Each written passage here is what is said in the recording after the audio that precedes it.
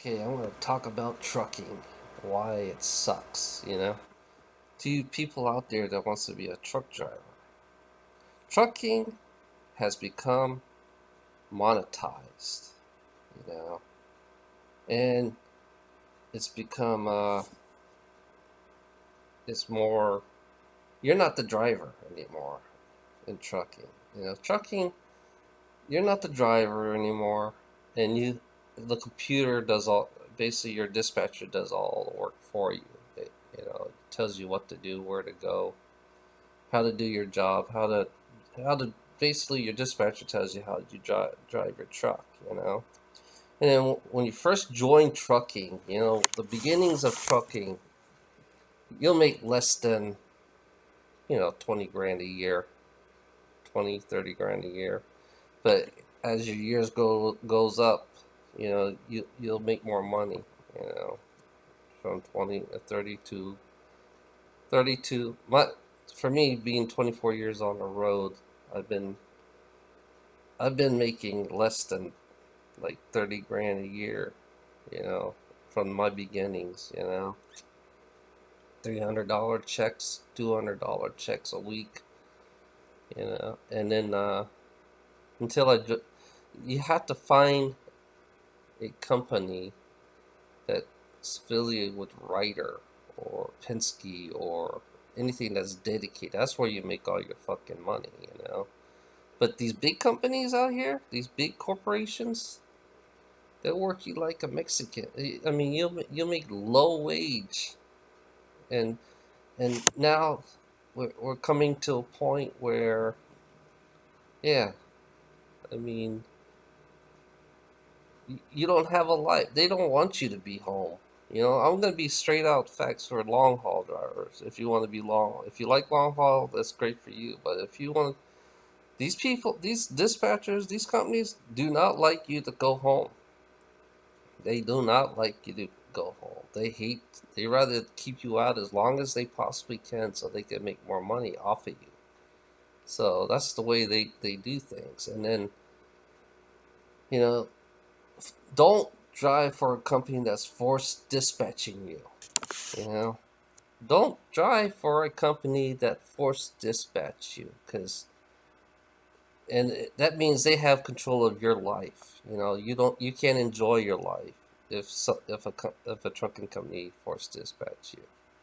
You know, To be honest, I want to see the trucking industry fall because it's like electronic law. You'll be under electronic logs, which is you'll get more sleep, and it depends on how the company is and how they run you. You know, Sometimes the bigger companies, you could be sitting down. You could be sitting a couple days, for a load. It depends, And some companies you might have a load. They might run the shit out of you. They'll run the shit out of you. You know. And then other companies, it depends. What company that's fit for you. You find a company that's fit for you, what you want. You know. But trucking, I mean, yeah, trucking they're paying pretty good, you got these assholes, that really don't want you to have a life. It's funny about the United States. They could take sections of the United States if they wanted to, and put terminals in each section. You can be home every day if they did it that way, but they don't want to do it that way. They believe that they like to do their certain sections and certain part of where the money's at. The high payload. Most of the high payloads are up northeast. That's where all the high payloads are at. Is northeast. You know, and then if you go out west, you don't get paid much. But it's like reefers. If you do reefers, you do 48 states. If you in Canada, you can go anywhere. If you do drive bans, you might as well do East Coast. That's where all the money's at for that. It's like most of the the runs, most of these loads are on rail. So railroad has took away a lot of business for trucking company. I mean, most of the trucking companies are taking advantage of railroads. That's where they make their money. They make money. They make most of their money doing that. Railroads now, and it's big business for rail. So railroads stole most of trucking's money. Yeah, rail stole most of trucking's money. Because everything's done by rail, going east to west coast. And doing that way. And yeah, it's not like the old days. The old days, you could go west coast, easily as a single driver. But now, as a single driver, only time you can do west coast is doing reefers. But dry vans, you can't do it as dry vans unless you're dedicated or a team. Trucking has become what's it called, micromanaged now. It's like they tell you where to fuel. As a company driver, they tell you where to fuel.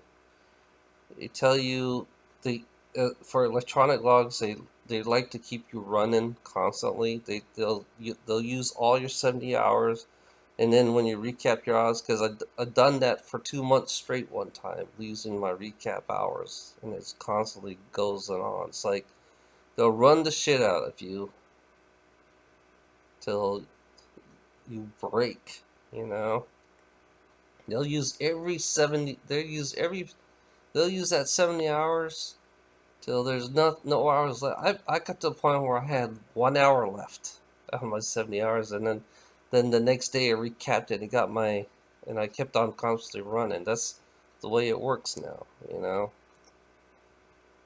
In the training, it's like, they put you on a year contract. You got to stay on with them for a year contract, or you have to pay. But since you have no job, if you fail the test, then you're on your own going back. But it's like that's trucking is the true meaning of slavery. That's how I look at trucking.